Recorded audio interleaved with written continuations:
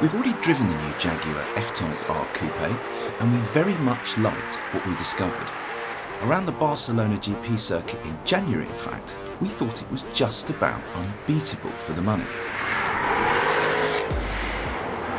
That was then, and this is now, back in the UK, with yet another new version of arguably the world's greatest performance car bargain to contend with. Yep, the 2014 model year Nissan GT-R. And so we have one very simple question to ask. Which, out of the two cars that probably offer more bang for your buck than any other on sale at the moment, is the most fun to drive? And which is quickest through our favourite handling course? The £85,000, 542 bhp rear-wheel drive Jaguar, or the £78,000, also 542 bhp, but four-wheel drive Nissan GT-R. The F-type R Coupe really is one whipping good car, and it is seriously quick. But how quick?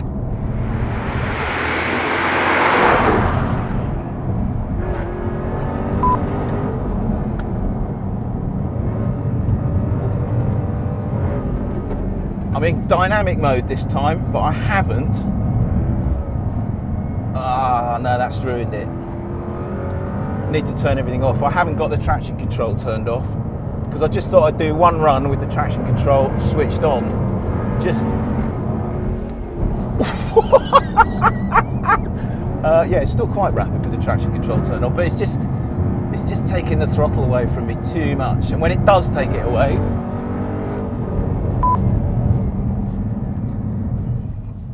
the trouble is once it's taken the throttle away from you, it won't give it back for another, well, it feels like about 2 seconds. It's probably only about half a second.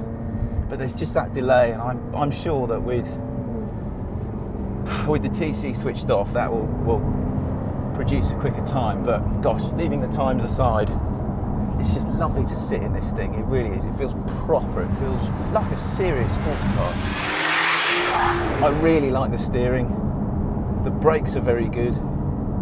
On the road, you know, it does feel pretty lively at the back, I have to admit. As it should do with 542 horsepower. But it's just my sort of car, this. Traction control off this time, or everything off, ESP off, the lot. Just got to control the rear end. Yeah, that feels good. That feels good.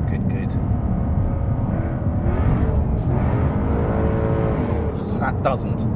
See, that's what I didn't want to happen, but oh, I'm having to be so light on the throttle through here. Oh, massive jump. Bloody hell, that felt like we... Oh, the front end feels good, I have to say. Oh, I'm sure that's quicker. I am sure that's quicker with the traction control and ESP and all the other electronic gubbins turned off. Great gearbox, great steering, massive amount of power. I mean, frankly, far too much power for its own good, but I like that. I like the way it looks, I like the way it sounds. I like an awful lot about the Jaguar R Coupe. But it is now time to see how fast it is through the snake relative to our current absolute outright champion with number plates attached to it, and that is the Nissan GT-R model year 2014. Okay then, here is the answer to that question. Flipping hell. Oh, this car just feels rapidly fast, it really does. The traction's coming on there. I think it turns in better than the Jaguar, amazingly. Oh my god, I think we got, if anything, even more air than the Jaguar through there. One end feels absolutely nailed. definitely aware that the GT-R weighs more than the Jaguar through there.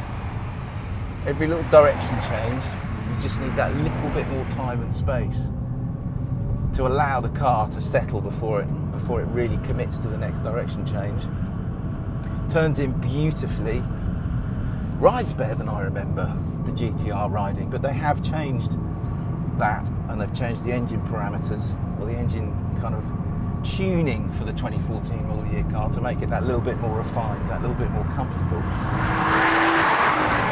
Okay, let's try the same thing again,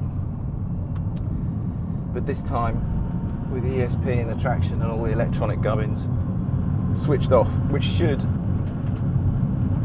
allow me that much more throttle use when it starts to detect that it's sliding.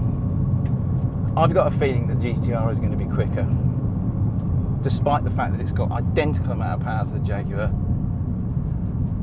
but more weight to lug around and slightly less torque to lug around, and 2 less gear ratios. 1, because it's 4-wheel drive. 2, because it's a Nissan GT-R. Let's see, let's get a watch out.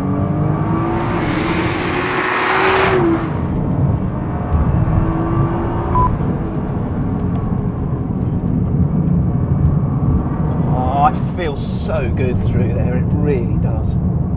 How much throttle can I use on the exit here? Loads. Oh, that is... Oh, it understeers a bit, but not much. Oh, big jump. Very big jump. Oh, I just feel so planted around this corner though.